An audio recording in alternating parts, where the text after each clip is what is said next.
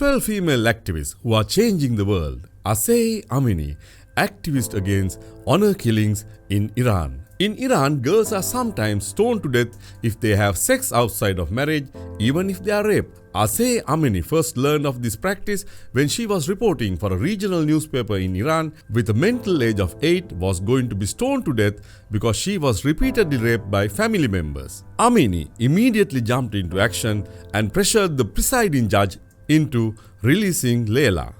Since then, Amini has dedicated her life to fighting this horrific practice even as the authorities hound and threatened her. By raising awareness throughout the country and the world, Amini has saved the lives of many women. The threats against her eventually grew so intense that she had to leave Iran and she now continues her work in Norway. Rashmi Misra, Education in India. India may be the fastest growing country in the world, but a lot of people, especially girls, are being left behind because the school system is failing. Some of the education problems in India include an enormous shortage of teachers, one of the highest dropout rates in the world, and schools without functional toilets and running water. Rashmi Misra wanted to change this, so she opened a school in her own home and began providing children from poor families with a rigorous education. Her efforts eventually attracted international attention, and she has been able to open schools in the slums of New Delhi, Mumbai and Goa. Today, Vidya Schools focuses on empowering young girls and women by providing a free education and imparting entrepreneurial skills. Nanfu Wang, Sexual Violence in China. Activists for greater accountability and freedom in China are often detained and imprisoned. So when Nanfu Wang began documenting the efforts of activists against sexual violence, she came under government surveillance. But the new barriers didn't deter Nanfu. She was working to shed light on a series of sexual violence cases that were being brushed aside because they involved powerful local figures. Nanfu began using covert cameras to capture footage and eventually had to flee the country to make her work available to a larger audience. The resulting film, Hooligan Sparrow, has gained international renown. It revolves around an advocate for sex workers who goes by the name Hooligan Sparrow and illuminates the vast restrictions on expression that people face in China. Safa Al-Ahmad, Free Speech in Saudi Arabia. Women are second-class citizens in Saudi Arabia. The number of restrictions they face is dizzying. For Safa Al-Ahmad, this gender oppression was compounded by the society-wide suppression of speech.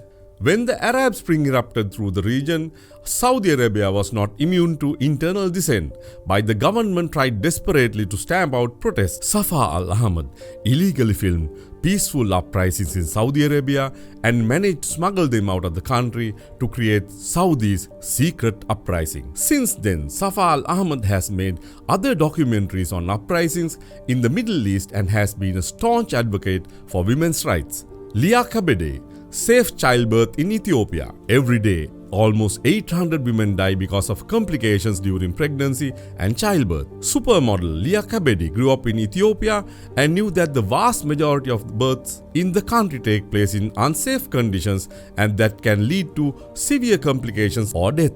So in 2005, she started her foundation that aims to improve maternal health care in Africa. The foundation focuses on training health workers who can then ensure safe births. During one period, the foundation trained 45 workers who went on to assist more than 10,000 mothers. Kebede is proof that celebrity status can be leveraged to make the world a better place for everyone. Brittany Packnett, Racial Equality in the US. In the US, unarmed black women are significantly more likely to be shot and killed by police than unarmed white men. This is only one of the most lurid stats on racial disparity in the US, a country that is filled with structural and interpersonal inequalities. In the fight for social justice, Brittany Packnett has become one of the most recognizable and eloquent leaders. Her background is extensive. According to The Guardian, she is a co-founder of We the Protesters and the Campaign Zero, a platform to end police violence. She served on the Ferguson Commission, the President's Task Force on 21st Century Policing, and builds culturally responsive educators at Teach for America.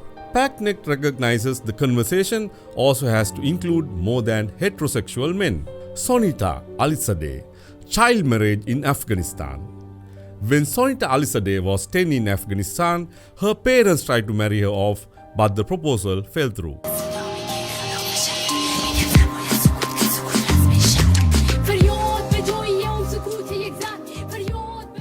Then when she was 15, her parents tried to marry her off again.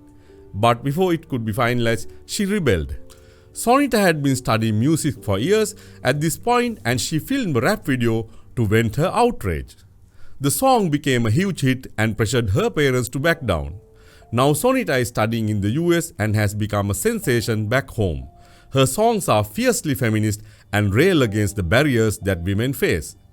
In a country where 57% of girls are married before they are 19, Sonita's work has the potential to spark a sea of change. Melina Labokon Massimo, Indigenous Rights in Canada. In Canada, there are as many as 400,000 missing and murdered Indigenous women. The country has a long history of oppressing Indigenous populations, and this saga of the missing and murdered is just one manifestation. Melina Labokon Massimo's sister was murdered. Then Melina encountered a law enforcement system that seemed not to care. Melina had been advocating for Indigenous rights for more than a decade, but this event gave her cause and new meaning.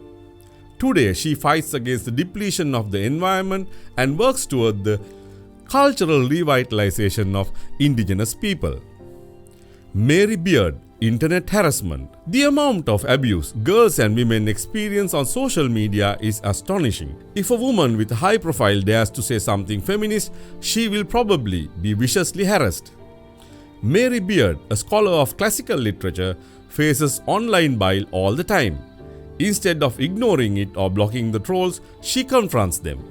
When she receives rape threats and other hateful messages, she broadcasts the messages to shame the person. Then she tries to convert him to a more enlightened perspective. Surprisingly, she is pretty effective. The New Yorker dubbed her the Troll Slayer in a profile for her work in converting trolls.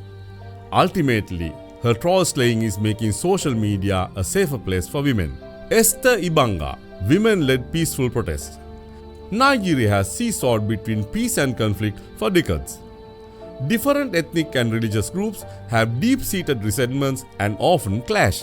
Esther Ibanga saw how destructive this tendency is and realized that empowered women could be the drivers of change.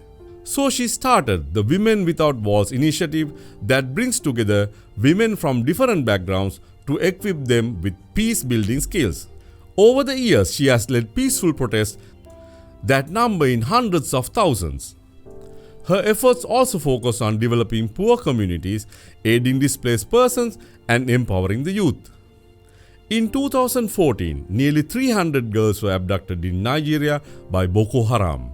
Obiajeli Ezekwesili quickly mobilized her following of grassroots activists and international partners to launch the Bring Back Our Girls campaign, which amassed a global audience. While the campaign ultimately failed to achieve its mission, it was the latest example of Ezekwesili's unflinching pursuit of justice. In 1993, she co-founded Transparency International, an organization that has become essential in the fight against corruption.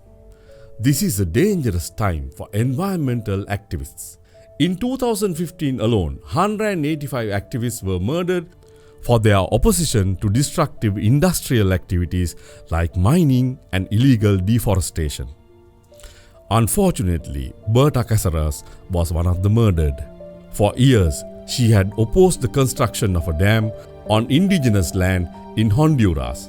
For this, she was shot in her home. Thank you.